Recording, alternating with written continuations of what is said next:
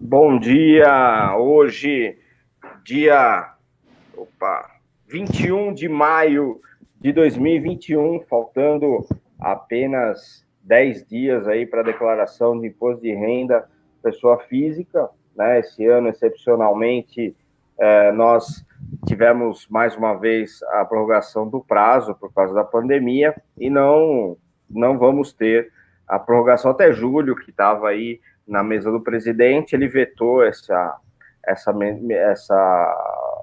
lei que passou pelo Senado, pelo Congresso. Então, o prazo final, dia 31 de maio. Professor Walter, bom dia. Bem-vindo novamente ao nosso Café com Imposto de Renda. E temos aqui várias perguntas já para a gente poder destrinchar aqui nessa 1h30. Bom dia, Maurício. Bom dia a você que está conosco desde a nossa primeira edição. Estamos salvo engano, 11º encontro, 11º café, penúltimo. Penúltimo? É penúltimo, né? Penúltimo. Semana que vem é o último. Semana que vem, na sexta-feira, teremos o último e agradeço mais uma vez a vocês que estiveram conosco e vão continuar até o final. Perfeito. Bom, vamos começar com as mais fáceis, né, entre aspas, as menos complexas, né, e depois a gente vai indo para as mais complexas, tá? Então vamos começar aqui com o dependente. O Fábio Maquino de Medeiros, da Medeiros Organização Contábil, ele pergunta: mãe não tem renda, filha menor recebe pensão do pai falecido. Qual a melhor forma de declarar? Posso elaborar a declaração da mãe e colocar a filha como dependente e, consequentemente, a renda da filha? Ou faço uma declaração em separado da filha e não declaro a mãe? Vamos lá. Todas as opções colocadas aí, Fábio, estão presentes. É você que vai escolher a que fica melhor financeiramente. Lembrando que, como se trata, é pensão de pai falecido, então não tem nenhuma exigência. Se fosse pensão alimentícia decorrente de sentença, a sentença definiria.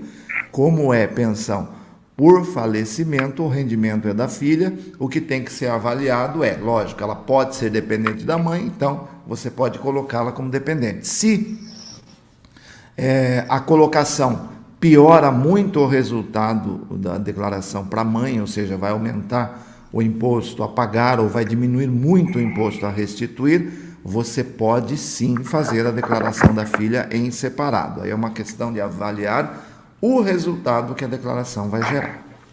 Perfeito. Temos mais uma pergunta aqui do Pedro da Costa. Ele pergunta: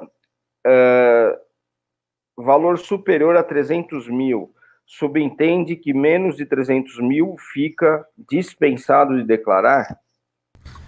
Ótima pergunta. Vamos lá. Aqui não tem como dar uma explicada rápida no artigo 2º da Instrução Normativa 2010, que é a última. Todo ano a Receita lança lá em meados de fevereiro a regra. E você tem que analisar as 7 a partir desse ano. Não sei se o ano que vem continua, provavelmente sim, 8 condições por causa da devolução do auxílio emergencial. Se incluindo em apenas uma delas, você já está obrigado. Então, essa é a primeira premissa. Segundo, com relação aos bens, primeiro que o valor de 300 mil é valor histórico de ingresso desses bens na sua declaração de bens. E, se não deu 300, esse somatório, e não há outra condição de obrigatoriedade, não está obrigado a entregar a declaração. Perfeito. A Tânia de Cássia Linhares de Souza Vilela pergunta: em relação às despesas médicas, os procedimentos estéticos, como Botox, são dedutíveis? Legal, essa pergunta é recorrente. Há algum tempo houve uma pacificação dessa questão. Essa questão do procedimento estético, que antes a Receita ela resistia a aceitar, ela passou a aceitar desde que o recibo ou a nota fiscal seja de um médico ou de um estabelecimento hospitalar, no caso de cirurgia, Pode. Caso é dedutível, né? Pode deduzir. Caso haja algum material utilizado, se o material é adquirido à parte, ele não é dedutível. Se esse material integra a própria fatura do hospital, se é caso de procedimento, também é dedutível, inclusive o material, se estiver numa nota fiscal da clínica, do hospital. Mas é dedutível, sim, com relação ao procedimento médico. Isso é uma boa notícia para os amigos feios como eu, assim, né? Aqui já aproveitando para dar um bom dia para o Gildo, para o Luiz, né? Todos aqueles, o Júnior, o Gliani, então, ó, pode gastar com operação aí que é dedutível, tá? Com cirurgia plástica. Ano que vem vocês estão bonitão aí. Bom, aproveitando para dar um bom dia para a Valéria Silva, para a Marlene Romano, para o Alex Ferreira, o Gildo, já falei, a Sônia Fiorini, o Luiz, que eu também já falei, o Pedro Victor, a Fátima da QSM, o Júnior Zugliani, que eu também já falei, o Juarez Torino, da PUC de São Paulo, o Rabelo, a Ana Rentes, o Antônio Marcos Campanha, bom, e o Pedro Vitor e o Estevão Diniz. Bom dia, né? O Gildo falando feio é você. Eu falei feio como eu não tirei a minha feiura de jogo, de hipótese alguma. Eu sou realista. Bom, vamos lá. Tem uma pergunta aqui do Adilson. Ele fala: proventos, aposentadoria por moléstia grave, quando informado pelo total, sem destacar valor do 13º. Para declarar, devo usar mesmo critério da linha 10, dividindo o valor por 13º? Vamos lá. Na própria ficha de rendimentos isentos e não tributáveis, na linha própria para se declarar, ele já separa os 12 meses, 24 e alguma coisa, aliás, 22 e alguma coisa, né? E mais um campo para o 1903,98. Então, na verdade, lá você já separa, na hora de informar na linha da dedução, o valor dos 12 meses e o valor do 13º. Lembrando que isso aqui é importante, se existir mais de uma fonte pagadora de aluguel, não, nesse aqui é moléstia grave, isso aqui não é os 65 anos, esse aqui é moléstia grave. Moléstia grave são separados os valores, mas não há relevância, porque tudo é isento, tudo. No caso de moléstia grave, você não segmenta.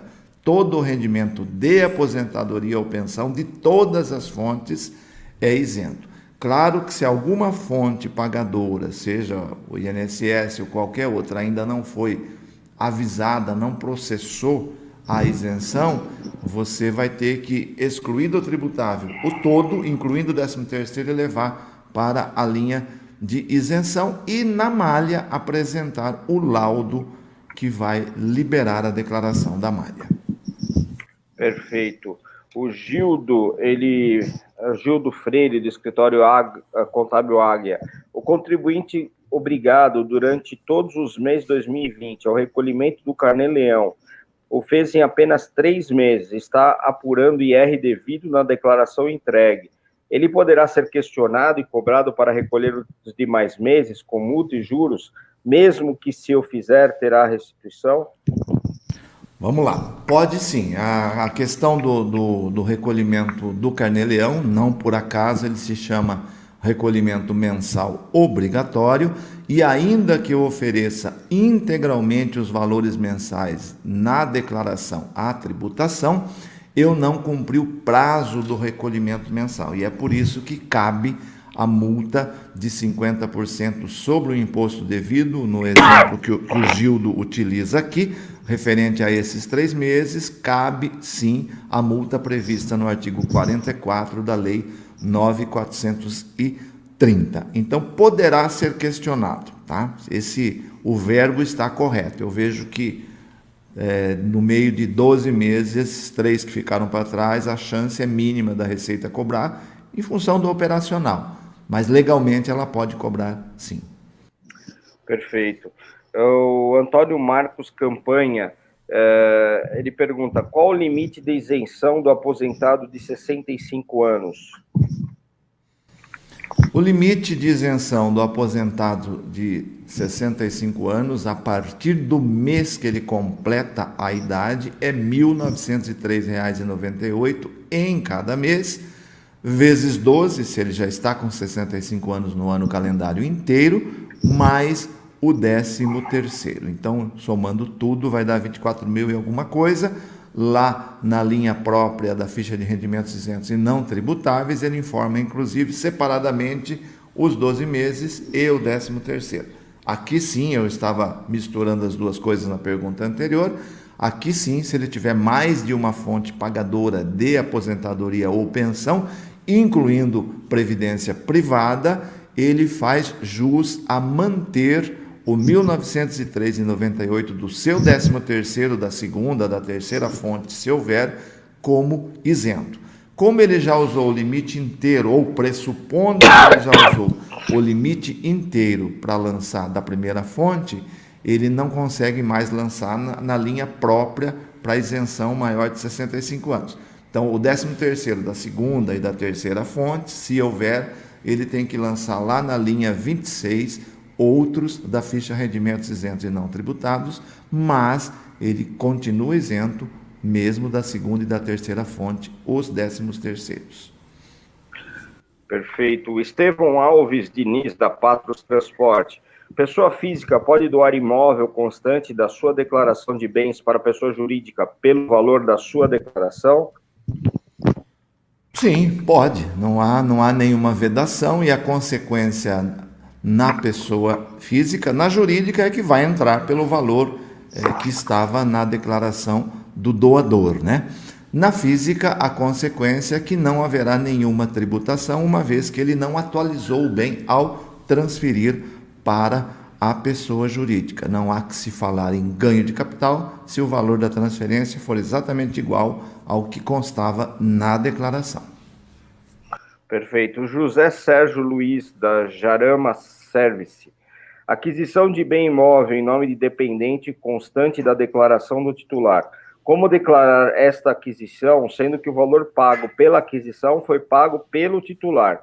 Podemos pôr como doação ou empréstimo realizado pelo titular ao dependente? Legal, pergunta boa, porque a resposta já está contida na própria pergunta. Essa é a saída. Como, na verdade, um dependente que eu coloco na minha declaração significa uma declaração em conjunto com esse dependente. E quando esse dependente tem uma variação patrimonial, eu tenho que ter a origem do recurso para essa variação patrimonial também do dependente. E nesse caso, como foi doação do próprio titular, o caminho é a doação, lembrando que falo por São Paulo, eu não sei onde está a Jarama Service, mas verifique se for outro estado, qual é o limite de isenção. Em São Paulo, 2.500 UFESPs, algo em torno de 70 e poucos mil, né, Maurício? Que está dando hoje, é isento, não há ITCMD a ser pago pelo donatário, por quem recebe a doação, não pelo doador. Se for o caso de empréstimo, de lançar como empréstimo, numa fiscalização a Receita vai exigir que esse empréstimo esteja formalizado. Garantia 100% de que a Receita vai aceitar o empréstimo, ainda que não oneroso, é que o contratinho de mútuo seja feito em cartório. Um contrato particular pode ser aceito ou não, tá? Então, se estiver dentro do limite, a recomendação para evitar dor de cabeça é a doação. Perfeito. A Malu Vieira pergunta: entreguei uma declaração em 10 de março, ainda está em processamento. Devo tomar alguma providência quanto a isso? Como fica a fila de restituição? Bom, uma declaração em processamento além do prazo normal, porque esse em processamento ele é muito rápido, a Receita processa quase que instantaneamente a entrega. É um indício, é uma luzinha amarela piscante dizendo que esse CPF pode estar com algum problema. Basicamente, o problema é lista, bloqueio, ou de fiscalização ou de arrecadação. Então, no momento, nada a fazer, apenas um monitoramento mais próximo para ver se não muda. Meados de maio, de maio não, estou usando a regra geral, meados de junho agora que foi prorrogado, né? Lá por meados de junho, se permanecer, tentar na jurisdição, entrar em contato com a Receita para saber, mas via de regra, a lista bloqueio, que é o que gera isso, ela não se resolve de forma automática, apenas com atendimento agendado presencial. Por quê? Porque a lista bloqueio ela é exatamente para tirar a declaração do processamento automático, por indício de alguma fraude, de algum problema ou algum erro, algo que precisa da ação pessoal do declarante. Então essa declaração merece, todas que ficarem em processamento mais do que deve, merecem um acompanhamento separado das demais. Perfeito. O Luiz Paulo Macedo, nosso amigo Luiz Paulo, São Paulino, QSM Assessoria Contábil. O contribuinte é sócio de várias empresas abandonadas, algumas inaptas na Receita e outras aparece o CNPJ como normal, mas efetivamente não tem mais nada. Como fazer na declaração de pessoa física com valor de capital e empréstimos / adiantamentos? Pois é, Luiz Paulo, nosso time vai ficar campeão domingo, hein? Nós conseguimos segurar a onda ontem, então tá tranquilo, hein? Bom, a situação é a seguinte, a situação vai depender da extinção por baixa das declarações, das empresas, dos CNPJs. Enquanto não houver a extinção desse CNPJ, eu entendo que o reflexo dele na declaração do sócio deve permanecer. Assim que ocorrer a baixa, faz lá no histórico, né, explica o que aconteceu e baixa esses valores, tomando cuidado com eventual variação patrimonial gerada, porque você fala em empréstimo aí também, né? Mas é tranquilo nesse caso, vai ser uma baixa, vai ser favorável a você. Mas eu aguardaria a efetiva baixa desses CNPJs para baixar também o reflexo deles na declaração do sócio. Inclusive, uma informação adicional, professor, o WhatsApp ele está lançando um tutorial para os São Paulinos para estudar como comemorar o título pelo WhatsApp, tá? É uma ferramenta que vocês nunca usaram para comemorar, tá? Então, pode aproveitar domingo, se ganhar, tem que dar uma estudadinha, tá? Antes de comemorar. Além de tudo, desacostumamos também de comemorar. Faz muito tempo que a gente não ganha nada, né? Precisa relembrar. É verdade.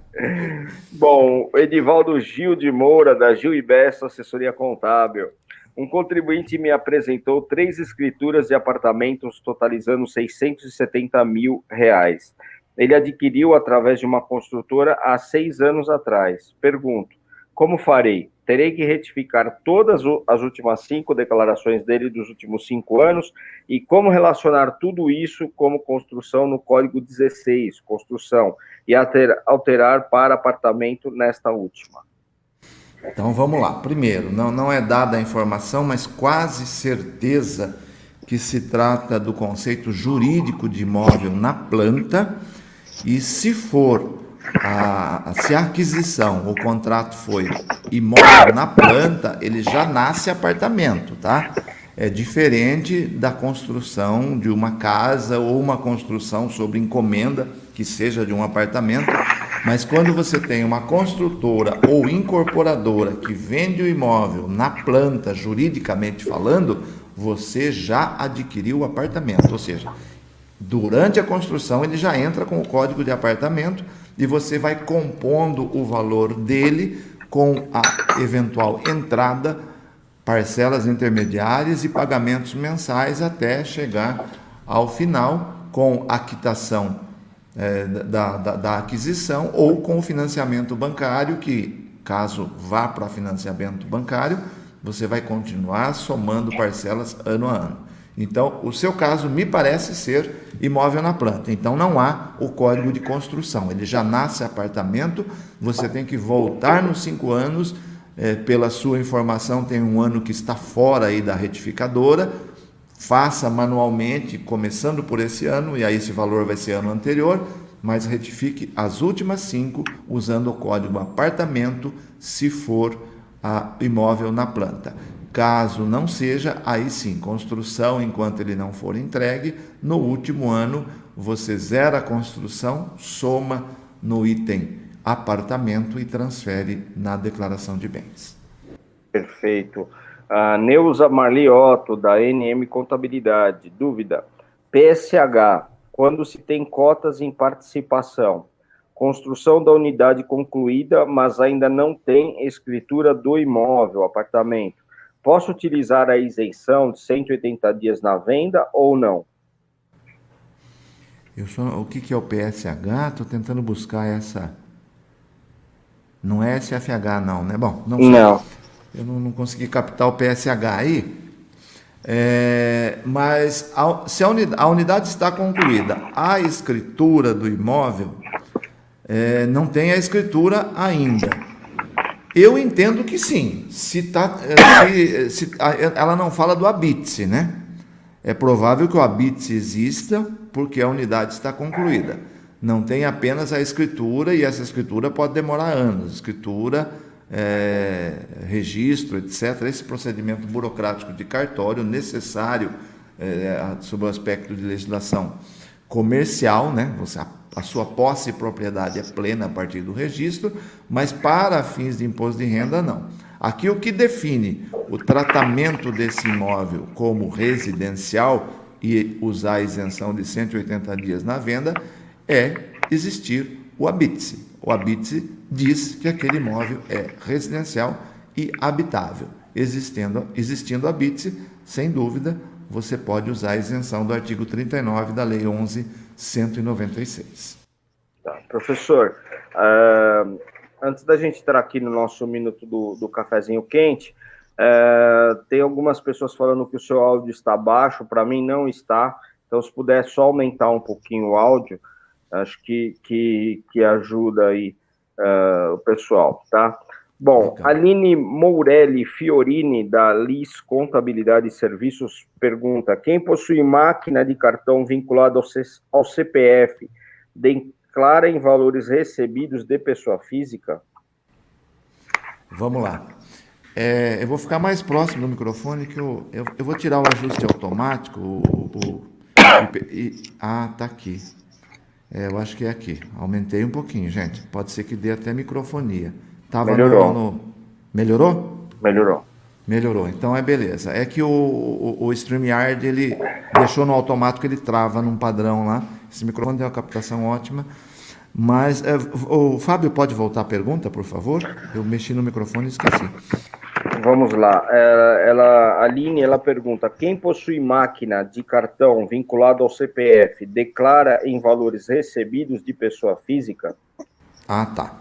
Aline, sim, o caminho é esse, declarar em valores recebidos de pessoa física, sem não antes alertar que trata-se de uma pessoa física praticando atos do comércio. Então, aí há uma exposição a risco pequena, dada a situação, depende de valores, mas é um ato de comércio praticado por uma pessoa física. Num caso de uma fiscalização, etc., a Receita pode equiparar essa pessoa física à pessoa jurídica pela prática reiterada de atos de comércio. Então, dependendo da situação envolvida, é recomendável que essa pessoa se formalize como MEI, que aí ela, se cabe, né, o faturamento, se não cabe, mais ainda que ela tem que se formalizar como PJ.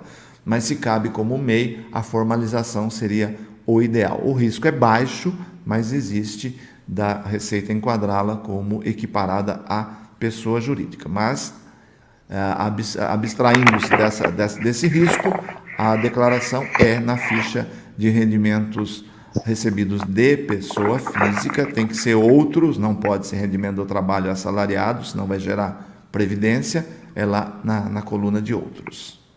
Perfeito. Antes da gente entrar aqui no café, já que o professor falou de MEI, tem uma perguntinha aqui de MEI. Antônio Francisco Lopes Dias, das Dias Contábil, MEI, fez a declaração anual. O dono deste MEI precisa fazer a declaração pessoa física? Muito boa pergunta, recorrente, mas é bom sempre a gente lembrar. MEI, por si só, titular de cotas de empresa, já faz um bom tempo, mais de 10 anos, que não é condição de obrigatoriedade por si só. Que análise tem que ser feita? Primeiro, como eu falei nas primeiras respostas de hoje, avaliar se não há a condição de obrigatoriedade por nenhuma das 8 condições lá da regra do artigo 2º da Instrução Normativa 2010, de fevereiro deste ano. O MEI vai obrigar se os valores envolvidos na sua atividade MEI, somado com outros rendimentos, te enquadrar em uma das condições. Então, conforme a sua atividade MEI, você tem um percentual que vem lá do artigo 15 da Lei 9.249 de 95 para o lucro. É o lucro presumido, igualzinho o lucro presumido das demais empresas. Se é comércio, é 7%. Se é transporte de passageiros, 16%, se é demais serviços, 32%, e assim vai. Esse percentual é rendimento isento. Mesmo de 32%, não dá os 40 mil que te obriga a declarar. Então, se eu pegar 32%, acho que é 81 mil o limite hoje, né, do MEI. 32% de 81 mil vai dar pouco mais de 24 mil reais. Então, não obriga porque não deu o 40. Aí eu pego total do meu faturamento, menos esse percentual do lucro presumido, menos as minhas despesas necessárias para a atividade, aluguel, um funcionário, água, luz, telefone, internet, etc, etc. O que sobrar aqui é rendimento tributável da física. Esse valor, não passando de 28.559,70, você também não está obrigado em relação ao rendimento tributável. Então, em tese, dificilmente estará existindo a obrigatoriedade, a menos que exista uma outra fonte de renda sua, trabalho assalariado ou não, que somado a isso que eu expliquei, passe do limite. Perfeito. A Jandira Cristina de Assunção, da Pelicano, pergunta: minha dúvida sobre a devolução do auxílio emergencial. Não tem como parcelar mesmo? Não tem como parcelar mesmo por falta de previsão legal e, como disse desde nosso primeiro encontro aqui, que teve mais perguntas sobre auxílio emergencial ainda, a Receita emprestou a declaração de imposto de renda para o Ministério da Cidadania para resolver essa questão. Não tem nada de tributário nisso, é simplesmente o governo utilizando uma ferramenta que estava disponível e que atinge 32 milhões de brasileiros para regularizar a situação, mas não há nenhuma previsão para que a devolução seja parcelada.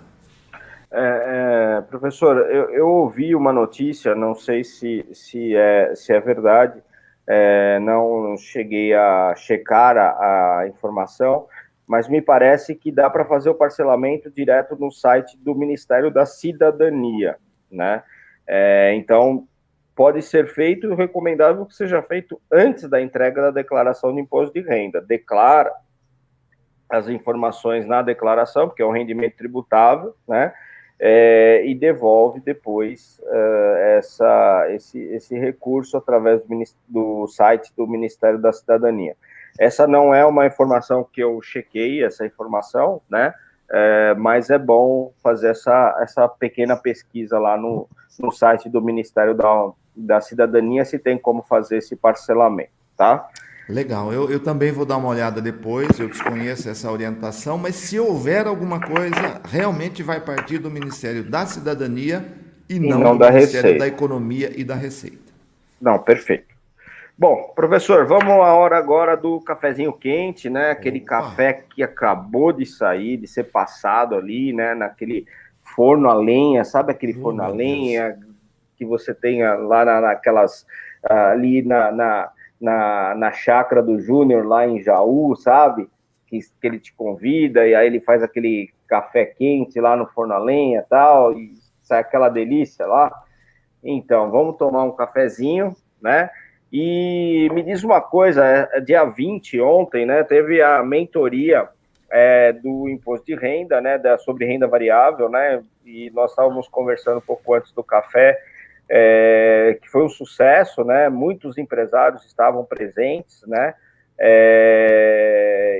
assim, as vagas esgotaram rapidamente, né,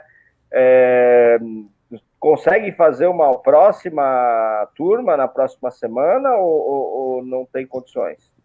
Nós estamos avaliando a forma, nós estamos muito felizes com a receptividade. 100% dos inscritos estiveram no evento e não só isso, ficaram até o final.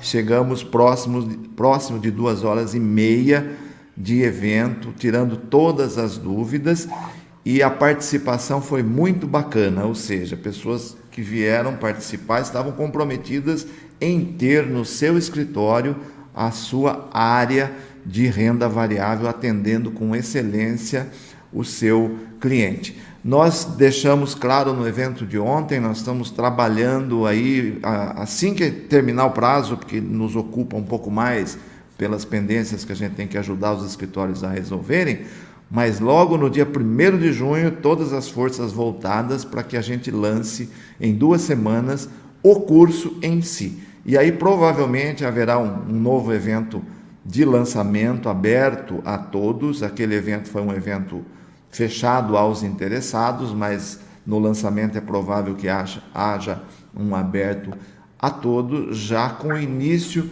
da comercialização do produto em si, que terá uma validade, um uso de 12 meses, ou seja, aquele escritório que aderir à trilha de aprendizado em renda variável no começo de junho, terá o imposto de renda do ano que vem coberto pela nossa assessoria, uma vez que, além dos módulos de conteúdo que estarão disponíveis para acesso a qualquer momento, nós teremos garantidos, no mínimo, vai depender do número de perguntas de escritórios que venham a adquirir, nós teremos, no mínimo, uma mentoria para tirar dúvida por mês. Todo mês, seu escritório junta as questões que estão pegando, uma vez que a renda variável é calculada mensalmente, e vem para a mentoria e tira todas as suas dúvidas ao vivo. Legal, show de bola. Até porque renda variável é uma prestação de serviço mensal, né? Então, é uma oportunidade de identificar aqueles clientes que estão investindo na Bolsa de Valores e vender uma consultoria mensal para esse cliente. Então, é muito importante conhecer todas essas regras, né? E aí gerar uma nova oportunidade de negócio dentro do seu escritório contábil. Bom, vamos falar um pouquinho, então, sobre bens. Tem bastante questões aqui sobre bens, então vamos aqui agora tratar desse assunto. O Douglas Couto, da LFS Contabilidade. Compra de imóvel à vista, na planta, com escritura. Construtor abandonou e foi criada uma associação e o prédio foi ganho na justiça. Depois de anos, agora foi reiniciado as obras, está sendo pago parcelas mensais. Podemos incorporar isso ao custo do imóvel? Douglas, sem nenhuma dúvida, desde o início, que quando o bem foi adquirido na planta, documentação adequada, como você coloca, escritura inclusive, houve problema aí na continuidade pela construtora, mas não deixou de ser um imóvel na planta, que agora a solução final está permitindo-se continuar o pagamento para que a entrega aconteça. Então, você pega os valores que vinham sendo agregados, está parado no tempo porque parou a obra, mas agora você volta a agregar as parcelas pagas até que se conclua e se entregue cada apartamento. Perfeito. Uma outra pergunta aqui do Dirley Weber. Gostaria de saber se quando um imóvel que foi deixado como herança e um dos herdeiros compra a parte dos irmãos e ainda não fez a escritura, deverá ser lançado no imposto de renda de que forma? Ótima pergunta, Dirley. Para o imposto de renda, prevalece a situação de fato à situação de direito. Especialmente porque, como é o seu caso, a situação de fato envolve a transação financeira. Um irmão comprou do outro, então esse irmão pegou o seu recurso e transferiu TED, Pix ou qualquer outra forma para o irmão vendedor. Então, a transação que interessa ao imposto de renda, que é a transação financeira, já aconteceu. Então, lance independentemente de escritura ou qualquer documento em cartório. Lança a aquisição, como é herança, né, entre irmãos, você tinha lá um percentual declarado até o ano anterior, agora houve a aquisição de mais um percentual, que pode ter tornado esse imóvel 100% de um irmão. Diga isso claramente na discriminação, na descrição da operação e agregue ao valor anterior o valor pago pela aquisição da parte que era do irmão ou dos irmãos. Perfeito. A Tânia de Caça Linhares de Souza, da Vilela, se a pessoa física subscreveu, mas não integralizou o capital na empresa ainda, deve lançar como bens e colocar como dívida? Excelente, Tânia. É o cumprimento das normas contábeis 100%, né? Até um preciosismo aí, mas é a situação real. Ou seja, em termos patrimoniais, vai dar zero, porque você tem o bem e você tem... Agora, o que nós temos que analisar é o efeito variação patrimonial. Vamos estudar isso. Subscreveu e não integralizou o capital da empresa ainda. Ele vai lançar lá na declaração de bens o capital social. Perfeito? Se ele lançou capital social, eu preciso exatamente da dívida para que a origem do capital exista. Então, por isso, os valores lançados, tanto na declaração de bens, quanto o valor lançado em dívidas e ônus reais, devem ser exatamente igual. Vai ser um lançamento a débito e um a crédito no mesmo valor, mas está 100% correto sobre o aspecto contábil e vai demonstrar que você possui o bem, mas ainda não integralizou. Quando integralizar, você baixa a dívida e não mexe na declaração de bens, que já estará correta. Temos uma pergunta da semana passada, da Nair Clery Melhorança. Ela pergunta: aquisição de imóvel com valor financiado e também com utilização de carta de crédito, entre parênteses, consórcio. Qual valor vai compor o custo do bem? Tá.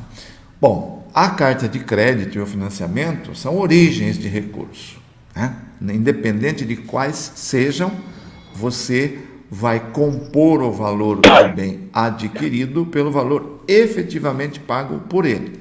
Então, se a origem é um consórcio contemplado, você tem o lançamento lá no patrimônio, lá na declaração de bens, onde você contemplou esse consórcio. Lembrando que consórcio eu lanço na minha declaração de bens exatamente como eu lanço um financiamento, ou seja, em cada ano eu vou somando parcelas pagas, que quando eu sou contemplado, aí eu transformo no bem e, conforme seja o tipo do consórcio, e mudo o código. Você vai dar entrada no seu bem pelo valor utilizado da carta, integralmente ou não, mais qualquer outro valor que você tenha utilizado, mais parcelas pagas no ano da aquisição pelo financiamento. Acho que ela cita que tem financiamento, tomando cuidado para que as transações aí da declaração de bens não gere variação patrimonial a descoberto. O Pedro Victor pergunta: como declarar um bem transferido de pai para filha sem ônus nenhum? Tá. Bem transferido de pai para filha sem ônus nenhum chama-se doação.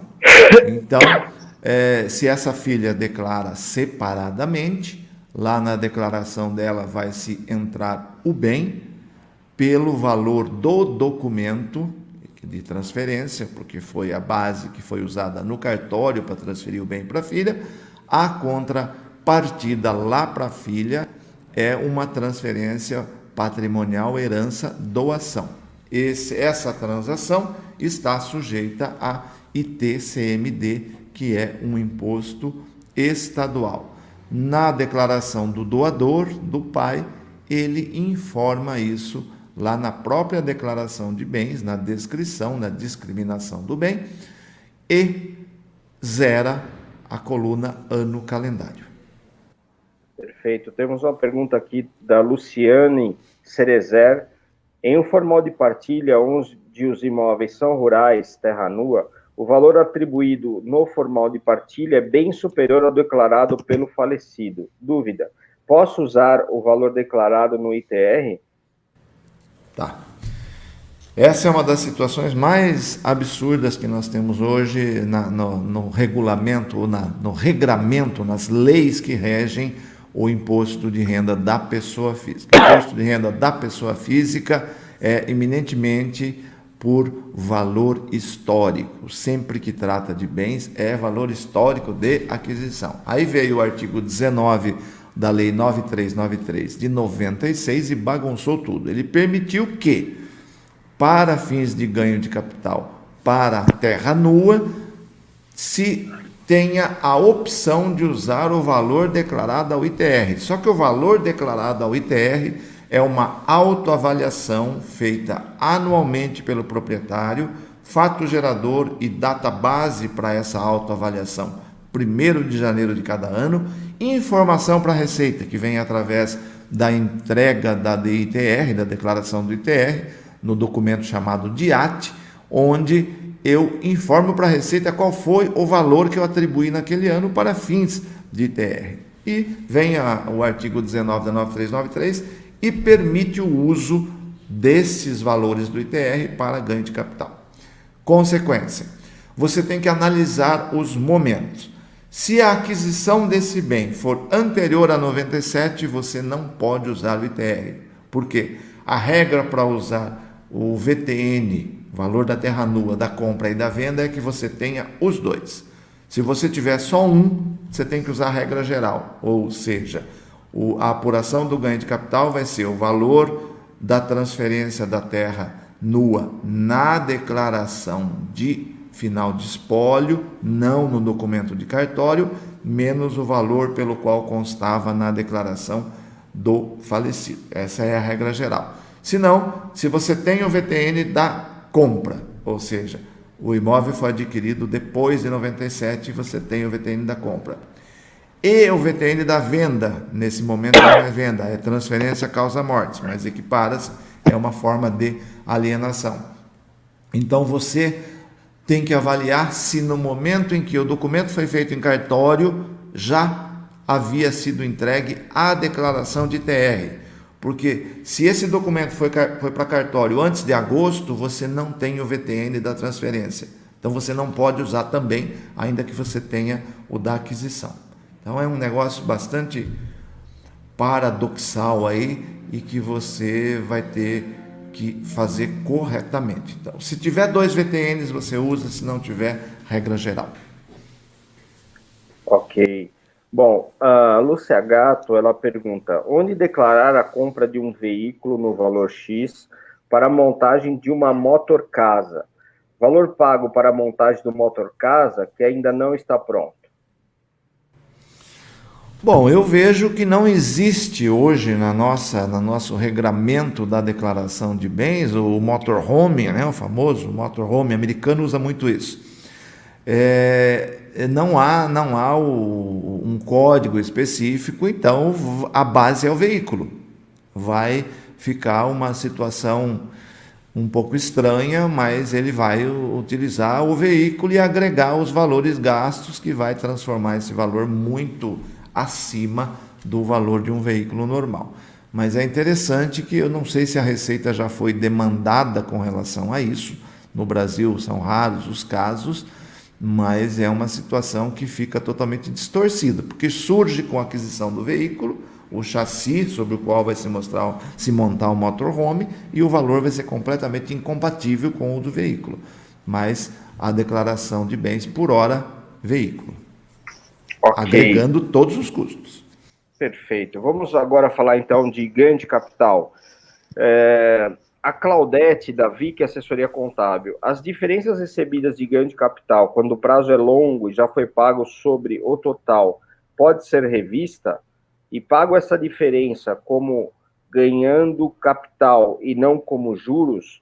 Como proceder neste caso que o GCAP já foi fechado e o principal já foi pago? Pois é, Claudete,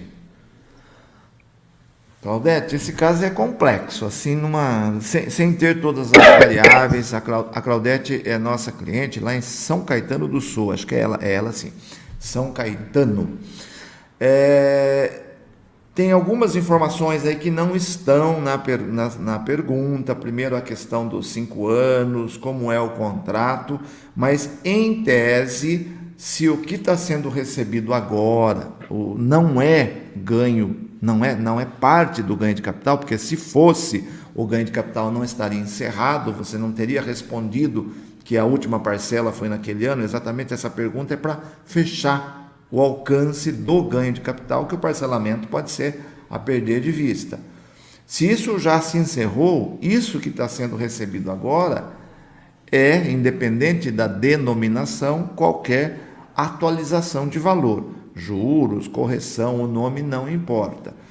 E como gostam os juristas, numa análise perfunctória, isso aí não é ganho de capital, e sim carnê-leão, se pago por pessoa física. Perfeito. Temos mais aqui algumas questões sobre o ganho de capital. Da Maria Naide Vieira de Jesus, da Contabilidade Dinâmica. Vendeu parte de umas ações. Quando vou subtrair na declaração de bens, é o valor das vendas. Só subtraio o valor que estava declaradas. Exemplo, eram 10 mil ações declaradas por 30 mil. Vendeu 8 mil ao preço de 50 mil. Na coluna 2020, seria a coluna 2019, 30 mil, coluna 2020, 6 mil, é isso? Então vamos lá. Se eu conseguir entender, mas a resposta vai deixar a Maria Nailde com a solução da dúvida dela. A venda, o valor da venda não aparece nesse momento. Nós estamos falando do patrimônio, estamos falando da declaração de bens. Na declaração de bens, você mantém o estoque de ações por ticker, ou seja, por código. Você mesmo, aliás, ontem no nosso evento, na nossa mentoria de renda variável, apareceu mais de uma vez esse questionamento. Você compra ações da Petrobras, a mesma ação, PETR04, não lembro o número, o código, o ticker. Você compra na corretora A, na corretora B, na corretora C. Você pode lá ter um controle separado por corretora, mas para o imposto de renda você possui a soma dessas 3 corretoras em ações da Petrobras. E de que forma você vai controlar no seu patrimônio? Custo médio ponderado, ou seja, compras de ações alteram o seu custo médio. Para maior, se você comprou ações cuja unidade seja maior do que o seu estoque, para menos, se na compra a unidade está custando menos do que está no seu estoque. Vai derrubar o estoque inteiro em termos de custo unitário. Vendeu, o meu custo unitário está R$1, eu vendi 8 mil, eu vou baixar 8 mil do meu patrimônio. No seu exemplo, 30 mil reais era o valor lá. O custo unitário era 1. Você vendeu 8 mil. Na sua declaração de bens, passou a 22. Agora, você vendeu esse 8 mil de custo por 50. Essa diferença é o seu ganho a ser tratado lá na ficha de renda variável. Mas tem que tomar muito cuidado para não misturar as coisas. A venda não mexe com o custo unitário do seu custo médio ponderado, apenas reduz o estoque e o valor total, e é isso que vai para a declaração de bens. Perfeito. O José Sérgio Luiz, da Jarama Service, pergunta: ganho de capital na venda de 2 imóveis e compra de 3 imóveis. 1. Imóvel residencial cuja construção iniciou em 2011 e finalizada em 12 de 2019 e vendido em 11 de 9 de 2020. 2. Apartamento adquirido em 28 de 1 de 2006 e vendido em 5 de 12 de 2020. O valor total das vendas foi utilizado para a compra de 3 imóveis residenciais, sendo o primeiro e segundo em 9 de 2020 e o terceiro em dezembro de 2020, ou seja, dentro de 180 dias. Diante desse cenário, podemos responder no GCAP sim para a primeira e segunda aquisição e parcialmente para a terceira aquisição? Poxa vida, hein? A pergunta é bem comprida. Eu vou tentar, como ela é muito extensa, responder no geral aqui, mas eu acho que vai dar para entender, José Sérgio. Veja, o que tem que ser avaliado aí primeiro para ter o direito a usar o que está no artigo 39 da 11.196. E, para sua sorte, tomara que a minha resposta te faça concluir isso, essa questão da construção ao longo do tempo, que seria imóvel adquirido em parte e tal, não vai ser relevante porque você usou o valor integralmente e vai ser isento. Se tivesse cálculo, isso aí ia complicar o seu cálculo e tem um probleminha de cálculo aí nesse caso. O que tem que ser observado preponderantemente? Você disse que vendeu 2 imóveis. Então, você vendeu o primeiro. Você não disse se vendeu os 2 na mesma data, não sei se pelo resto da pergunta dá para ver, Maurício.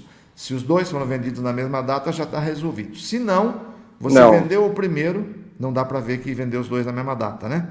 Ele fala que o primeiro e o segundo foi vendido no mês 9 de 2020 e o terceiro em dezembro de 2020. Tá, mas ele disse que vendeu 2 imóveis e comprou 3, isso, né? Isso. Então, se ele vendeu os 2 no mês 9, então disparou o reloginho dos 180 dias no dia 11 de 9 de 2020. Por quê? Quando eu vendo mais de um, o cuidado que eu tenho que ter, eu tenho que vender todos para comprar o primeiro. Se eu vender, eu tinha 3 para vender, vendi 2, comprei o primeiro imóvel, a hora que eu vender o terceiro está fora do artigo 39 da 11.196, porque ele vai significar uma segunda utilização em menos de 5 anos. Então eu tenho que vender tudo primeiro para depois começar a comprar. Perfeito? Como você vendeu os 2 antes da primeira compra, o montante de venda dos 2 está disponível para usar para a compra dos 3. Pela sua pergunta, parece que o valor da compra dos 3 é maior do que o somatório da venda dos 2, né, Maurício? É isso que dá a entender, né? Então, tranquilo, ele vai poder utilizar o total da venda, ou seja, as suas 2 vendas vai dar 0 de ganho de capital, e na aquisição ele não vai informar parcial, ele vai dizer que ele usou integralmente a venda. Por quê?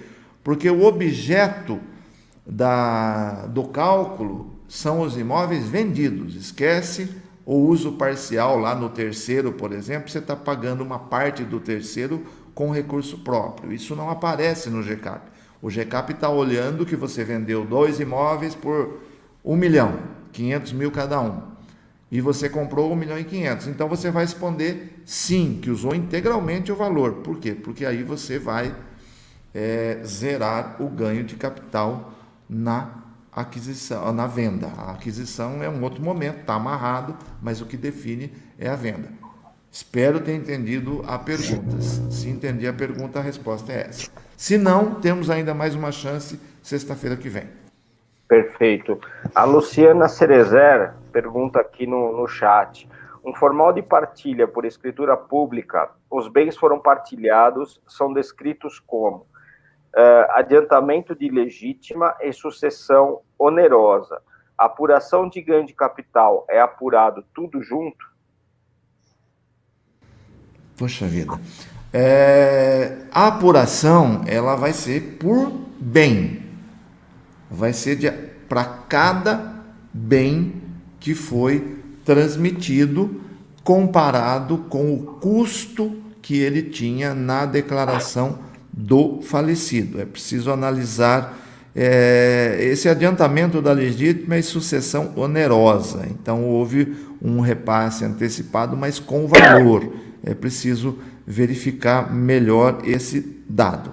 Mas é para cada bem ou direito que se apura o ganho de capital, não é no conjunto. E não é o que está na escritura pública de inventário. É, lógico, baseado na escritura pública, mas é o valor que você efetivamente utilizar na sua declaração final de espólio. Feita a declaração final de espólio, entregue, você não pode mais mexer nesses valores. Então, o valor pode ser exatamente igual ao que está na escritura ou não. Sendo igual, está tudo resolvido, você paga eventual ganho de capital em nome do falecido e está tudo resolvido, transmite-se pelo valor atualizado. Se você utilizar um valor diferente do que foi no cartório e maior do que foi no cartório, você será provavelmente cobrada pelo Estado. O Estado vai ver que você colocou um valor menor lá e na hora do imposto de renda se beneficiou da atualização e, portanto, vai cobrar o ITCMD da diferença. Mas você pode, inclusive, usar valor diferente na sua declaração final de espólio. Perfeito. A Kátia Coradini, ela está dando um depoimento aqui da mentoria da renda variável, foi excelente, quero fazer o curso, parabéns aí, professor, para quem perdeu, vale muito a pena fazer. E temos uma pergunta aqui da Miriam Arce, como declarar venda de direito de herança, inventário não concluído?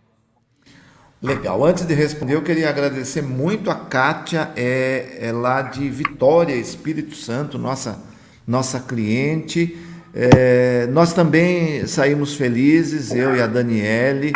É bacana porque nós ainda não gravamos o conteúdo, está tudo pronto, mas não gravamos, então a gente vai gravar num pique bem maior, porque foi muito gratificante. Parabenizo a você, Kátia, e a todos que participaram ontem, que realmente foi muito gostoso. Fui para casa feliz, dever cumprido, e pode esperar, vem um produto aí que vai revolucionar a forma como vocês tratam renda variável. A gente vai se esforçar ainda mais para entregar algo de altíssimo nível. Muito obrigado mesmo por ter estado conosco ontem.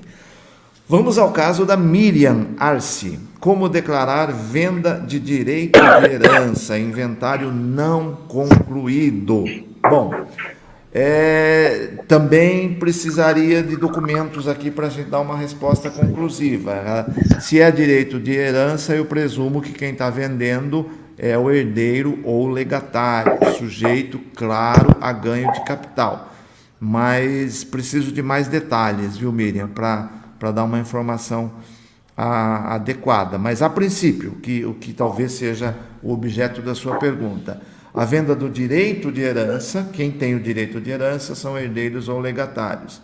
O inventário não está concluído ainda. Entendo, também não há informação se é em juízo, provavelmente seja em juízo.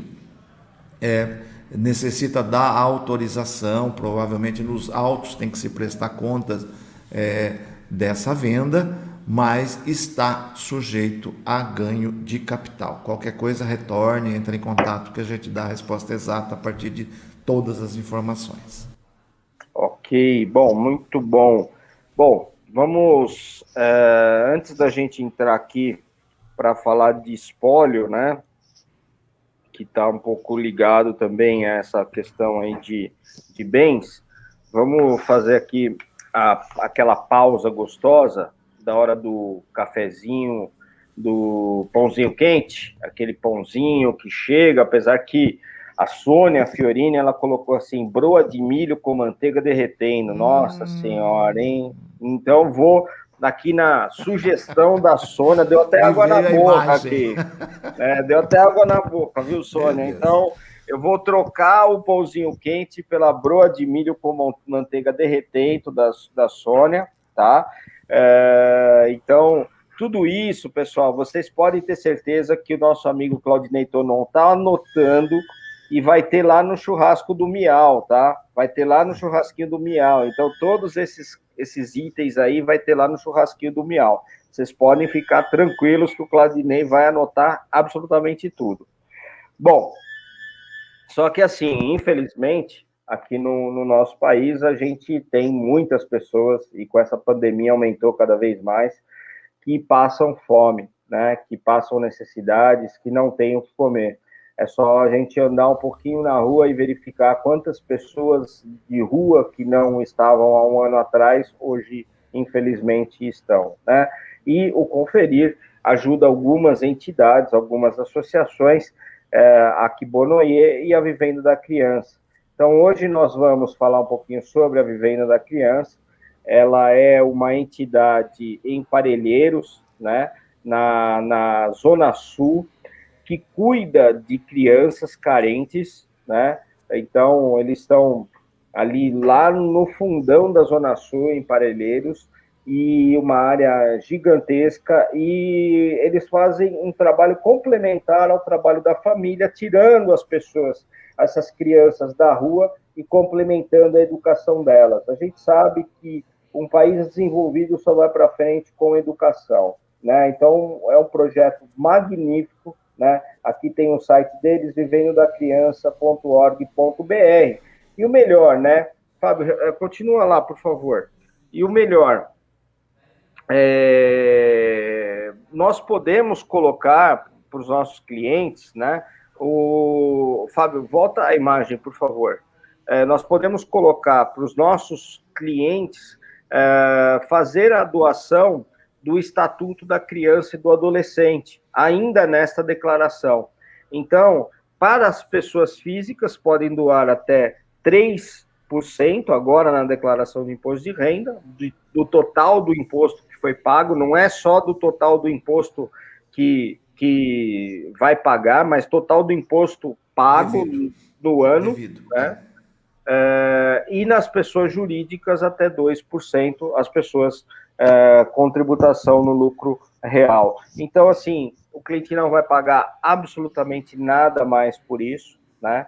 E nós vamos fazer com que o dinheiro chegue a instituições, a entidades sérias, né? A gente acaba vendo muita corrupção aí nos entes federativos, então é importante, tá? Então, vamos também passar essa corrente do bem para os nossos clientes e ajudar essa entidade. Essa entidade, inclusive, está fazendo uma campanha agora do cobertor, né?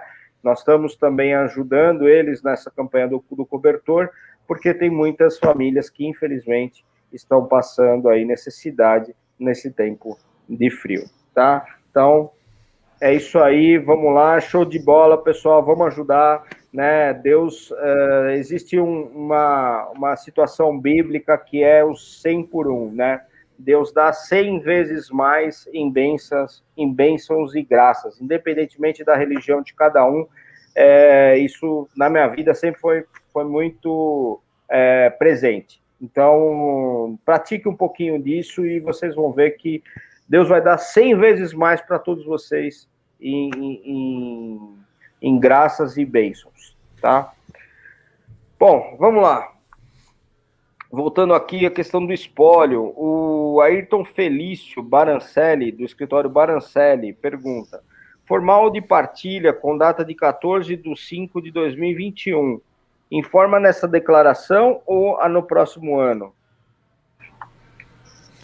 Bom, vamos lá. Se o formal de partilha aconteceu agora, né, significa que a sentença, e pelo visto aí pela nomenclatura, em juízo, né, porque senão ele teria dito escritura pública de inventário, se tem formal, tem em juízo, será objeto da declaração de 2022. Então, a final de espólio, que é a que efetivamente vai, para fins de imposto de renda, demonstrar a transferência causa-mortes, será até o último dia de abril de 2022. Próxima declaração.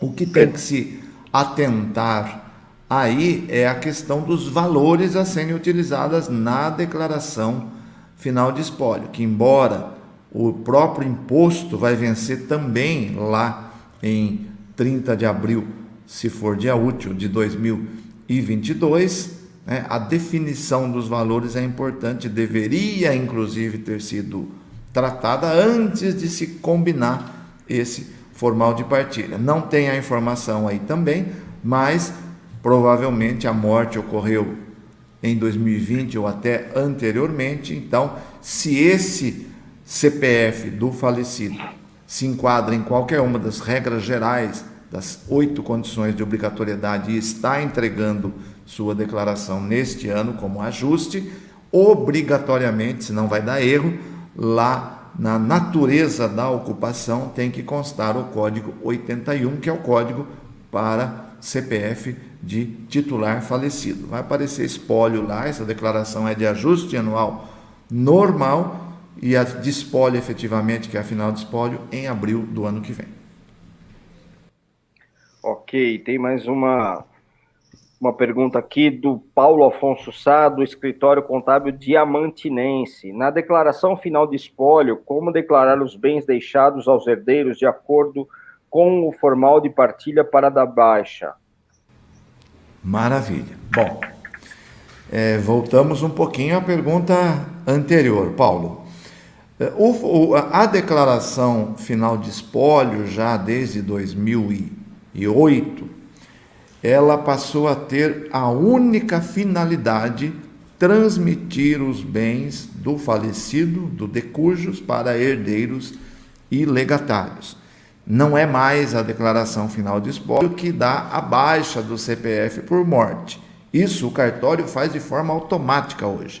Alguns dias depois do falecimento, ou seja, a partir da certidão de óbito processada lá no cartório, ela já é transmitida para a Receita de forma direta. E aí já aparece lá a situação cadastral do CPF é titular falecido. Então a única função da declaração final de espólio é transmitir por valores corretos os bens e direitos objeto da partilha. Então, como declarar isso? Como falei na pergunta anterior. Lógico que o formal de partilha, em tese, deveria ser exatamente o que vai para a declaração final de espólio. Mas não é obrigatório que isso seja seguido. Eu posso, até porque tem parâmetros ligados ao ITCMD lá no cartório, que exigem que bem imóvel, por exemplo, você não pode chegar lá e falar, eu vou passar para o valor. Não, tem uma pauta mínima de transferência. Está lá na lei do ITCMD em todos os estados. Então, independentemente do valor que venha a ser utilizado, lá no cartório, você vai fazer a opção pelo valor de transmissão na declaração final de espólio. O ideal é que seja igual.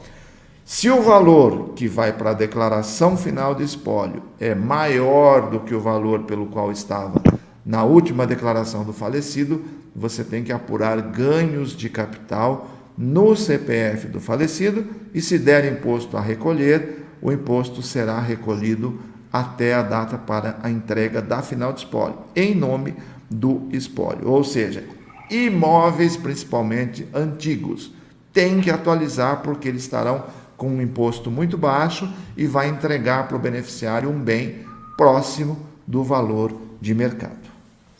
Perfeito. A nossa querida amiga Fátima Macedo, da QSM Assessoria: espólio, o VGBL não entra em inventário, mas na declaração final de espólio deve ser dividido para os herdeiros, correto? O valor final transferido para os herdeiros ficará diferente do inventário. Tem problema? Bom, vamos lá. VGBL, não só VGBL, o PGBL também é uma questão um pouco polêmica quando trata de sucessão. Por quê? Porque é um tipo de um planejamento sucessório feito, lógico, em vida, pelo hoje falecido aí na situação da pergunta, mas que pode ter contestação na justiça, e especialmente quando envolve valores elevados, muito herdeiros ou legatários, etc., acontece algum questionamento na justiça, inclusive, como fraude sucessória. Mas, legalmente, especialmente o VGBL não entra no inventário mesmo. Por quê? Porque o VGBL, ele é um seguro de vida com prêmio por sobrevivência. Então, se o pagamento do VGBL veio do falecimento, significa que houve o pagamento do prêmio, o pagamento do sinistro, melhor dizendo.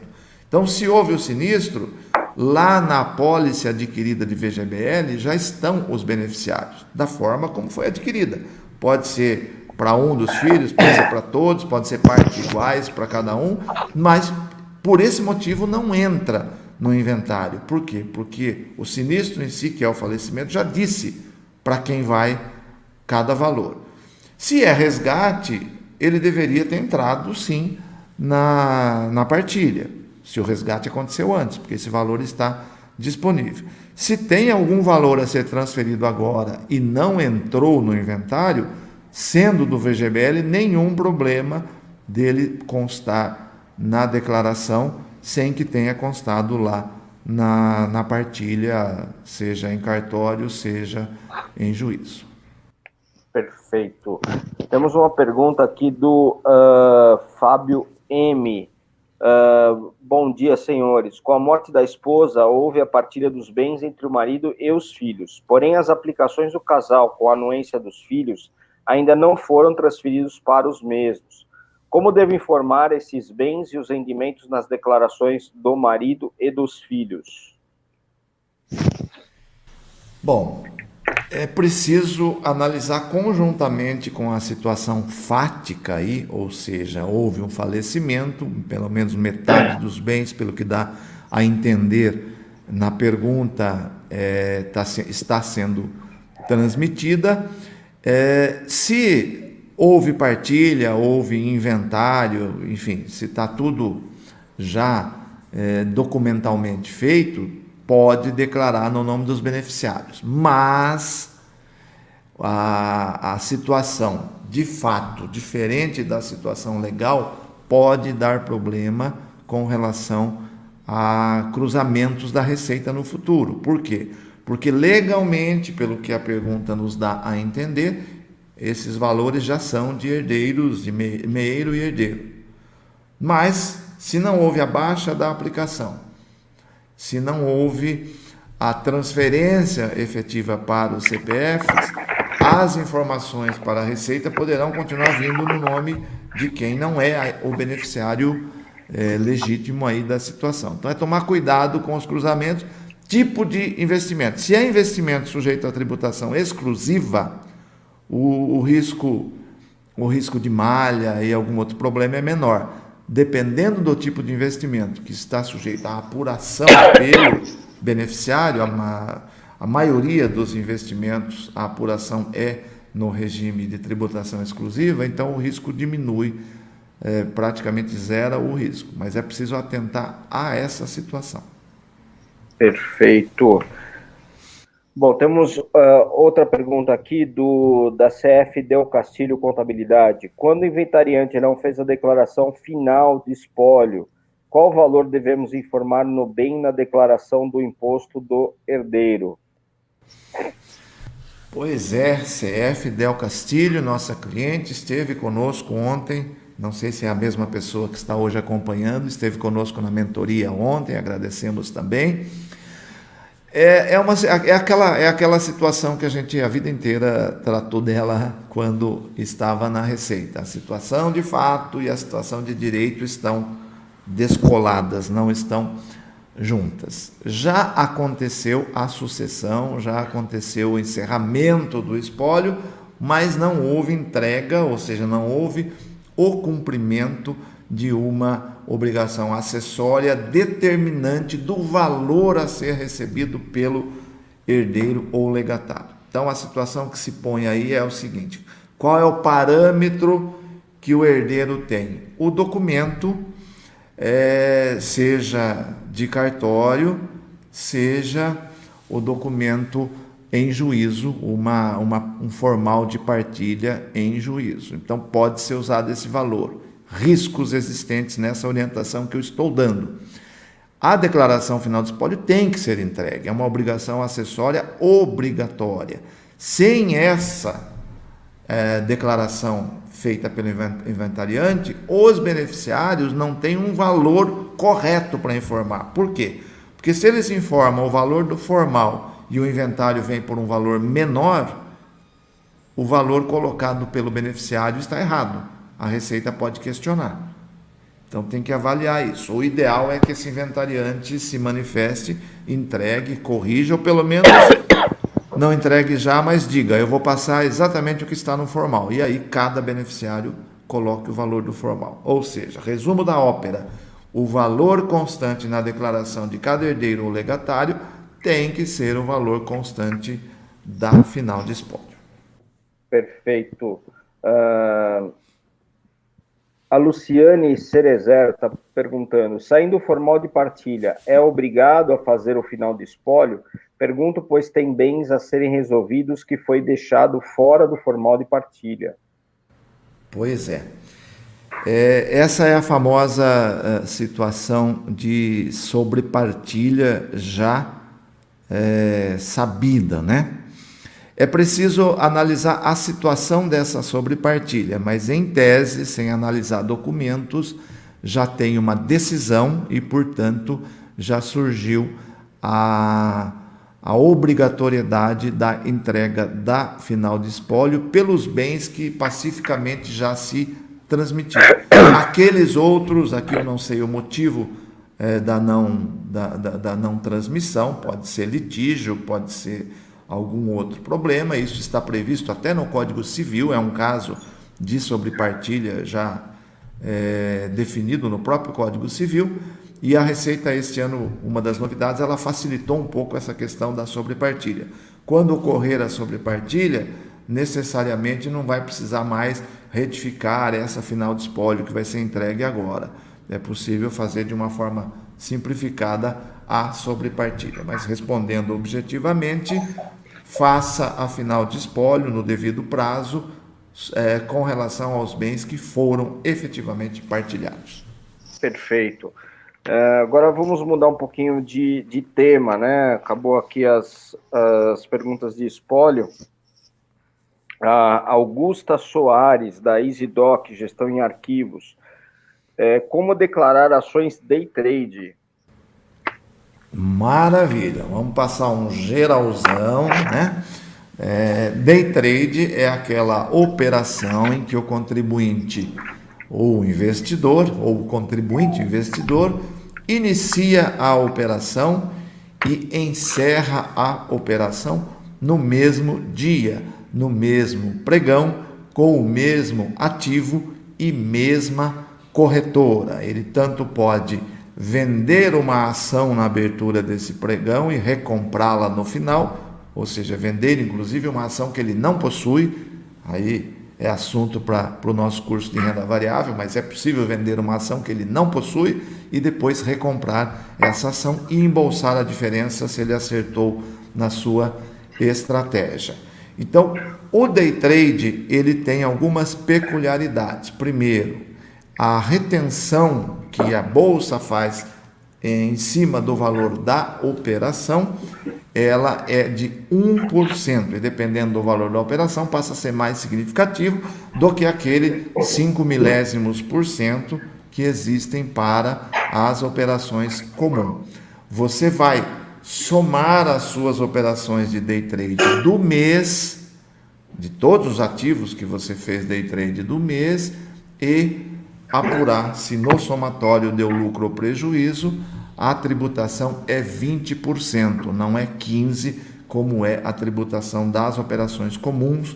Uma venda swing trade ou qualquer outra forma, ela é tributada a 15%. Se o seu somatório de day trade do mês gerou prejuízo, esse prejuízo é compensável com day trades futuros, mas não pode misturar com outro tipo de operação. Pode até misturar mercado na hora de compensar, mas não pode misturar o tipo. Tipo de operação que eu digo aqui é operação comum, aquela que demora mais de um dia, e operação day trade, ok? Código 6015, recolhimento, último dia útil do mês seguinte ao da liquidação financeira. Legal, show. O Diuli Cristiano de Almeida, da Pontual Contabilidade. Como lançar criptomoedas? Bacana. A Receita este ano, lá na verdade já há algum tempo, Instrução Normativa 1888, começou a tratar do assunto criptomoeda, regulamentou alguma coisa, gerou algumas obrigações para as, entre aspas, corretoras de criptomoedas, e neste ano ela criou uma codificação lá na declaração de bens para identificar melhor a criptomoeda. Até o ano passado você não tinha um código específico para criptomoedas, você tinha outros, né? Agora não, agora se você opera com Bitcoin, a principal criptomoeda do mercado, que por sinal teve umas quedas vertiginosas, teve uma queda vertiginosa ontem, anteontem, enfim. Quem tem criptomoeda se assustou, caiu bastante. 81 se for Bitcoin, 82 se for as chamadas altcoins, ou seja, Ethereum e outras centenas de criptomoedas que já existem, e 89 quando for outro tipo de criptoativo, que tecnicamente não são moedas, são payment tokens e outros nominhos lá que aparecem. Mas você declara pelo custo médio ponderado o seu estoque e não pela cotação, lá na sua declaração de bens, e venda desse ativo está sujeita à apuração de ganho de capital. Eventual rendimento, que a gente chama lá na renda variável de proventos, vamos emprestar o nome aqui, mas qualquer rendimento que essa criptomoeda venha a pagar, carnê-leão. Ok, bom, encerramos aqui as nossas perguntas aqui na lista, né, e também que algumas bacana. que ficaram da semana passada. Agora vamos fazer... o estoque? Zeramos o estoque, né? Vamos ver se a gente consegue zerar as que estão aqui para não ter estoque para a próxima semana. Para semana que vem só ter aquelas perguntas novinhas só, né? Oh, que beleza. Como diz a minha terrinha, prega o rei. Opa, então vamos lá. Bom, a Marlene Romano, muito obrigado, Marlene, está sempre aqui com a gente. Tá. Obrigado pela audiência. Contribuinte pessoa física transferiu um valor de 40 mil para pessoa jurídica, em que ele é sócio. Como declarar? Bom, primeiro precisa saber a que título é essa transferência, né? Se é um empréstimo, tem que fazer um contratinho de mútuo, declarar esse mútuo na pessoa física como um direito, como um valor a receber, e a pessoa jurídica como uma dívida. Então não se diz a que título é. Se for uma doação também, enfim, mas em tese deve ser, ele é sócio, ele deve estar... Se não for aumento de se não for capital, enfim, é preciso saber a que título é. Sendo aqui pela pergunta, provavelmente é um mútuo, então tem que ter um contratinho de mútuo, contabilizar isso, etc, etc. A mútuo entre sócio e empresa é usual, é normal, mas tem que ser contabilizado. Perfeito. Temos aqui uma pergunta da Marlene Romano, né? Mais uma dela. Vai pedir música. Vai pedir música. Processo trabalhista, além dos honorários advocatícios do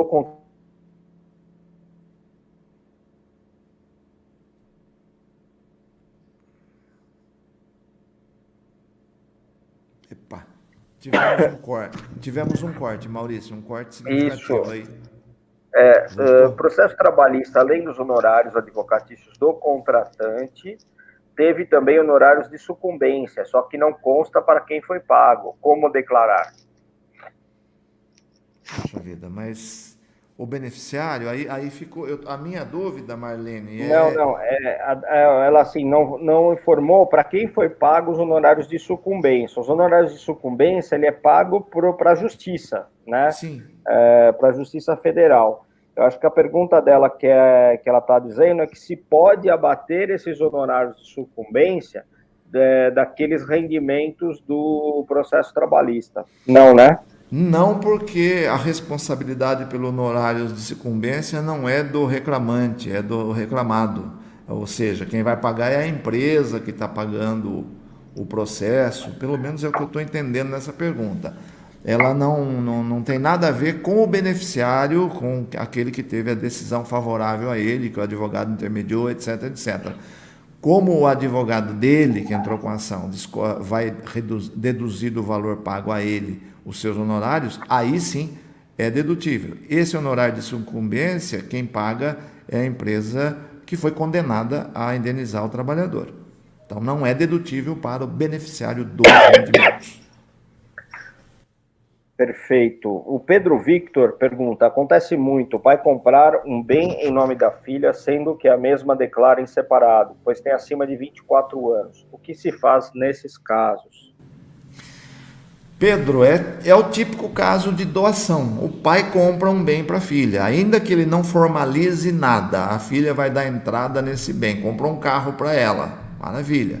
Esse carro vai entrar no patrimônio dela, que declara em separado. A origem de recurso vai ser uma doação, sujeita à regra do ITCMD, caso o valor passe lá de 70 e poucos mil reais para o estado de São Paulo. Cada estado tem a sua regra, mas sem dúvida, um bem comprado em nome de um filho é doação para o filho.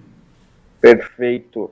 Vou registrar aqui a presença do meu amigo Cleto, lá de Alphaville, né? Então também ele é um candidato a nos pagar um churrasco também. Oba, né? tá aumentando esse time, hein? Tem uma churrascaria lá perto dele, uruguaio, que é muito bom, né? Puxa vida. E também o Cleto, ele charuto, vinho, é com ele mesmo. Que Então beleza. é um belo churrasco.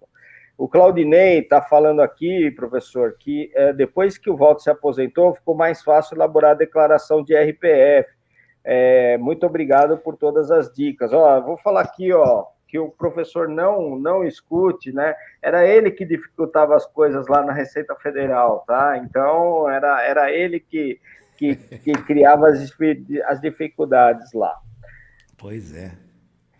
Vamos lá. Bom, o Gildo pergunta: esposa que recebe recursos do marido residente no exterior, como declarar esses valores, uma vez que por conta desses valores ela investiu e tem variação patrimonial na declaração dela? Legal, Fábio, segura a pergunta aí. Eu queria agradecer o carinho de sempre do Claudinei. Claudinei está sempre conosco, parceirão, e se Deus quiser, daqui para frente a coisa vai ficar melhor ainda. A gente vai estar cada vez mais podendo fornecer essa ajuda. Que hoje de manhã eu estava pensando nisso, pela alegria que me deu o treinamento de ontem, que todo mundo trabalha porque quer buscar recurso, você quer ganhar o seu dinheiro dignamente. Mas quando você serve as pessoas, quando você leva a coisa útil para as pessoas, inverte a coisa. Não é você que corre atrás do recurso financeiro, você vai permitir que o recurso financeiro corra atrás de você no futuro. É isso que a gente trabalha também. Mas muito obrigado mesmo pelo carinho de sempre. Gildo também já pediu música algumas vezes e vai pedir de novo. A esposa que recebe recurso no marido, como declarar esses valores, uma vez que por conta desses valores ela investiu e tem variação patrimonial na declaração dela. Bom, o marido está no exterior e ela aqui, né? Tudo indica que é essa a situação. Marido no exterior, com a situação regularizada perante a Receita, pode transferir tranquilamente, e a questão da transferência vai depender do regime de casamento ou de união estável, Gildo. Se é comunhão universal ou comunhão parcial de bens, esse rendimento é dela também, né? É um rendimento comum e ela declara aqui 50% já é dela, e aí ela tem que avaliar com relação à diferença. Como ele está no exterior, ele não entrega declaração, então não há análise conjunta da declaração. Caso esse valor seja superior aos 50%, ela tem que lançar uma contrapartida, porque ela está recebendo o valor do marido e vai fazer o investimento, então ela precisa lançar, mas não é doação, não é nada disso. Ela tem que jogar numa linha 26 lá, correndo o risco de ter que explicar para a Receita se o montante é alto. Mas a questão é, sendo regime comunhão universal ou comunhão parcial de bem, esse dinheiro, pelo menos 50% já é dela pela situação do casamento ou união estável. Perfeito.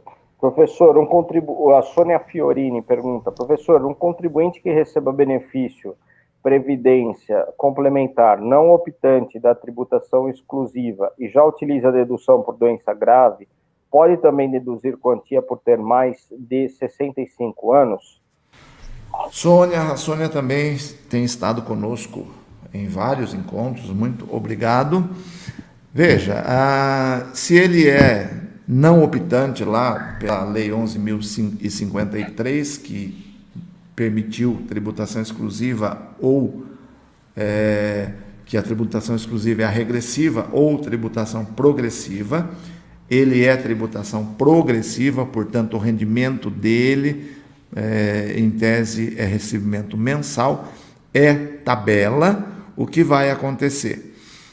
A regra do maior de 65 anos é R$ 1.903,98 em cada mês, inclusive para a previdência complementar, previdência privada, mas uma vez para cada CPF. Então, se ele já tem outra aposentadoria, ele não faz jus. Se ele não tem, aí ele faz jus à dedução de 1900. Mas, perdão, eu estou de novo, é que a Sônia me induziu a confundir. Ela está falando doença grave. Não. Volta a fita, apaga, porque tem a palavrinha doença, já utilize a dedução por doença grave. Veja, se a situação dele é doença grave, ele é aposentado, 100% do valor recebido da previdência privada também é isento. O que tem que ser feito aqui é o envio da documentação, especialmente o laudo médico pericial, para essa entidade de previdência privada, para que ela se abstenha de reter imposto, tá ok? Porque ela, recebendo esse documento, ela vai processar isso e não ocorre risco de malha. Mas esquece os 65 anos, porque os 65 anos dá uma isenção parcial e a doença grave dá isenção total mediante comprovação. Perfeito. Temos aqui também da Sônia. Bom, aqui já está respondido. A Renata Denardi, posso fazer o contrato de locação em nome do filho menor que faz IR próprio, imóvel registrado em meu nome? Esse dinheiro ficando em minha conta precisará ser doado para mim para justificar meu ganho? Tá.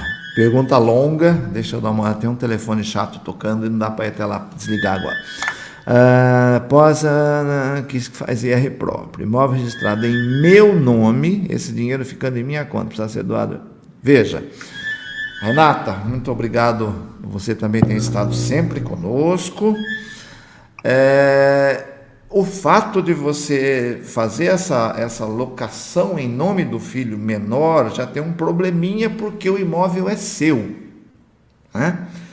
Ao efetuar esse contrato, se a imobiliária permitir que seja em nome do filho, você já está formalizando uma doação do rendimento gerado pelo imóvel. O imóvel continua seu, mas o rendimento você já está doando ao filho por esse contrato. Se a imobiliária aceitar fazer isso, já essa transferência direta. Então, o fato do valor depois vir para a sua conta não muda nada. A doação ocorreu pelo contrato existente, se permitido pela imobiliária, diretamente para o filho. Então, está caracterizando, sim, doação, mas não porque o dinheiro foi para a sua conta, porque o contrato de um imóvel que não é do filho está dizendo que o rendimento é dele. E você, claro, a consequência é que o imposto de renda em nome do filho vai declarar o rendimento do imóvel. Ok. Temos mais uma pergunta da Sônia Fiorini. Esposa tem muitas despesas, mas o rendimento dela é baixo. E o esposo tem rendimentos consideráveis. Fazendo as declarações em separado, ela pode vir a cair na malha por conta da variação patrimonial negativa, ou o simples fato de colocar o CPF um do outro nas declarações evitar a malha? Olha, esposa tem muitas despesas é pleonasmo, né, professor?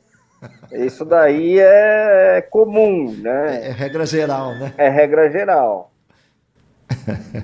Veja, aquela perguntinha lá, possui cônjuge, sim ou não, e ao responder sim, você passa a ter que informar o CPF, é exatamente com essa finalidade, ou seja, você vai dizer para a Receita, se faltar recurso na minha declaração, busque na do cônjuge e vice-versa. O conceito de unidade econômica para a unidade familiar faz com que a variação patrimonial seja analisada sempre em conjunto. Então, não há risco nenhum de malha se no somatório não houver a variação a descoberto. Perfeito. A Valéria Silva pergunta: bom dia, a previsão da Receita Federal liberar a entrega antecipada da malha ainda este ano para o exercício 2021? Bom, Valéria, há alguma modificação até na nomenclatura? Mas tem alguém querendo falar comigo mesmo, hein? Tá, não para de tocar, acho que vocês estão ouvindo aí. Me desculpe, eu estou longe do telefone, se eu levantar e ir até lá. A entrega antecipada mudou, aquele instituto da atendimento antecipado de malha deixou de existir formalmente, mas eu posso a qualquer tempo criar um processo e me antecipar na apresentação dos documentos. Então, em tese, vai ser possível, mas penso que a Receita pode soltar alguma norma, alguma coisa, especialmente por essa situação ainda de pandemia, onde ela precise facilitar a vida do contribuinte com relação à malha. Então, a antecipação de malha vai continuar existindo, talvez venha alguma novidade aí no sentido de formalmente existir, porque a antecipação de malha é o seguinte, e ela deve ser feita apenas na situação em que existe uma pendência e eu sei que eu tenho o documento correto. Por quê? Porque equivale ou equivalia até o ano passado a uma autointimação, ou seja, você mesmo, por iniciativa própria, tira a sua espontaneidade, ou seja, você fazia uma antecipação de atendimento malha, o funcionário da Receita validava, você não podia retificar mais. Então é algo a ser feito com bastante cuidado e vejo que pode vir alguma modificação no operacional disso. Ok. Temos uma pergunta aqui do Luiz Paulo Macedo. Pessoa física equiparada à pessoa jurídica por realizar atividades comerciais constantes, pode fazer isso voluntariamente ou só com fiscalização? Como fazer e tratar mensalmente? Luiz Paulo, voluntariamente vamos dizer, antes que a Receita tome qualquer iniciativa e eliminando os riscos de alguma autuação, etc., você regulariza, você abre um CNPJ e começa a operar.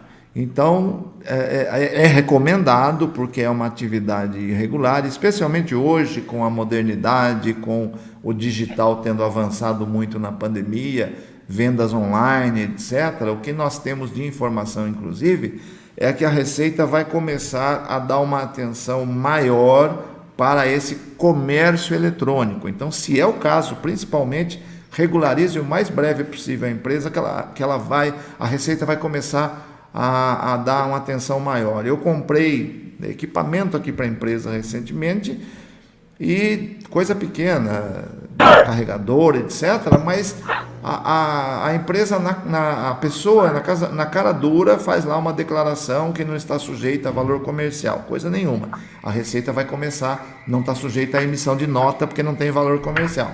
A Receita vai começar a pegar isso e exigir a regularização. Então é bom formalizar a empresa conforme a conveniência simples, lucro presumido, ou se é algo menor começando, MEI, mas é importante sair desse risco da informalidade. Perfeito. A Tereza Teles pergunta: preciso de ajuda. Em uma ação trabalhista não foi retido o imposto de renda e tem rendimentos tributáveis. Não sei como declarar os valores em rendimentos tributáveis ou em RRA. Bom, Tereza, o RRA surgiu exatamente para diminuir a tributação do beneficiário da ação, né? É uma ação e deve ser usado. Ficha própria, ainda que não tenha retenção, ainda que não tenha usado o código correto é 1889 na retenção, não tem retenção, então, lógico, não tem esse código aí. Mas é um direito do contribuinte, do beneficiário do rendimento, utilizar o RRA. Então, e a ação trabalhista tem uma característica, tanto que o RRA surgiu só para ação trabalhista, depois que estendeu a todo e qualquer rendimento periódico.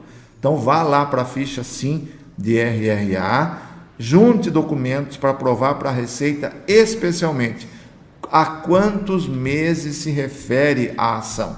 É a diferença salarial de ano tal a ano tal. Você conta os meses mais o 13º. Então, cada ano tem 13 meses para fins de RRA.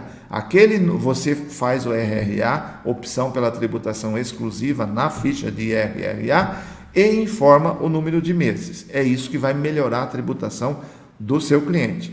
Mas tenha como comprovar a quantos meses se refere. Como eu comprovo? O cálculo do perito que fez a verificação. Se for INSS, a memória de cálculo do INSS é muito bem feitinha, mês a mês, com o valor, e a Receita aceita esse documento, mas você vai ter que provar e vai dar malha, com certeza. Perfeito. Bom, professor, vamos agora à hora do bolinho quente, e aí a gente finaliza. A gente já passou 12 minutos, Hoje já estamos animados, hein? Nem vimos o horário passar. Então, hoje, na hora aí da sobremesa do café da manhã, Opa, né, aquele bolinho de chocolate, né, chocolate meio amargo, colocando alguns moranguinhos em cima ali, né, para você poder desfrutar aí de uma boa sobremesa depois do café da manhã. Nós vamos falar um pouquinho sobre uma situação que está todo mundo querendo, né? Todo mundo sonha no dia 1º ali, né? Geralmente é 1º de maio, esse ano 1º do 6, passar o dia ali descansando, né? Com a família e tudo mais, todo por causa dessa jornada aí da declaração de imposto de renda. Agora, você imagina no dia 30 ali de maio, ou no dia 29 de maio, dia 28 de maio, você perde todos os dados. Então, o Brasil está sendo atacado com muito vírus, né?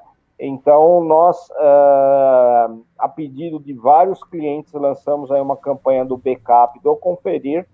É um valor muito baixo, é R$ 109, se eu não me engano, por ano, né? E aí ficam todos os dados armazenados no nosso servidor e você pode baixar a qualquer momento. Então, não isentando aí do risco de ter qualquer problema de backup. Então, Fábio, passa o vídeo aí rapidinho para nós, por favor. E se perdesse os arquivos das declarações pouco antes do final do prazo de entrega? Você conseguiria recuperar esses arquivos de uma maneira simples e rápida? Agora, Conferir também é backup. Tem o armazenamento automático dos arquivos das declarações de maneira segura na nuvem.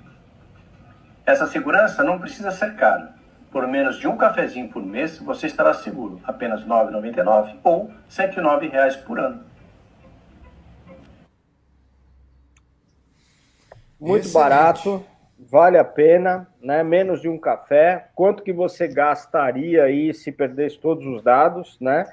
Então, tomar muito cuidado. E a gente, assim, está sendo toda semana, né, no mínimo 10 casos, né? Nós temos mais de 1.000 clientes, mas no mínimo 10 casos a gente está recuperando os dados dos nossos clientes.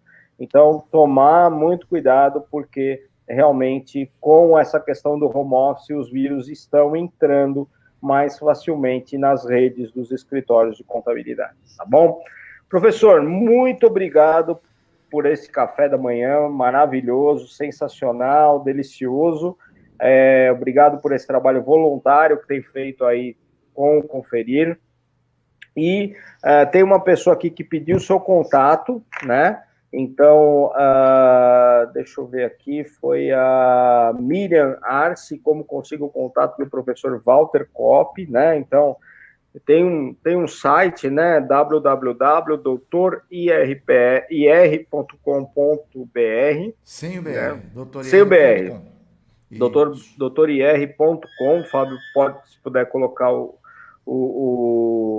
aí o link, e pode contatar o professor Fábio. Muito obrigado, pessoal, um bom fim de semana. Professor, as considerações finais. Obrigado. E o nosso e-mail que é falecom@doutorir.com. falecom@doutorir.com. Aí, beleza. Esse é o domínio. falecom@doutorir, você nos encontra. Maurício, agradecendo, já estamos partindo realmente para a reta final. Muito obrigado a você, obrigado ao Fábio que ficou lá na técnica e obrigado especial a você que tem estado conosco todos esses eventos do Café IRPF. Tem alguém querendo falar comigo mesmo, agora começou a ligar no celular. Então vamos encerrar aqui. Muito obrigado, um ótimo fim de semana a todos e semana que vem temos o Café IRPF final deste ano, claro. Abraço. Abraço, até mais, pessoal. Bom fim de semana. Tchau, tchau. Valeu.